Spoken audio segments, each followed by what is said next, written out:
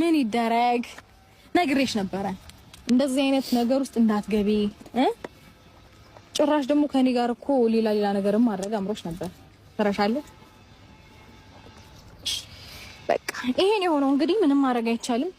ስለዚህ ዛሬ ጠራችሁኝ እኔ ከህይወታችሁ እንደወጣ ነው አይደል አብርሃም አዎ ያ ነገር ተስማምተበት አምኖበት ተስማምተበት እውነቴ ህይወት ደስተኛ አድርጎ ከሷ ጋር መኖር በጣም ፈቅደኸው ነው ትቀልጃለሽ እንዴ አብርሃም መልስ ስጠኝ ቢያንስ አጥጋቢ መልስ ስጠኝ እንዴ አጥጋቢ መልስ ስጣት በእናትህ እስካሁን አጠገበች እሺ አጠገብ መልስ የለክም መልስ የለክም እንጋራት የኔ ቆንጆ እህት ሁልጊዜ ይሄንን እመኝ ትተሽ ከተውሹ ወይንም ትቶሽ ከሄደው 10 ጊዜ እጥፍ የተሻለ ጥሩ ነገር እንደሚገጥምሽ አትጠራጠሪ ለበጎ ነውና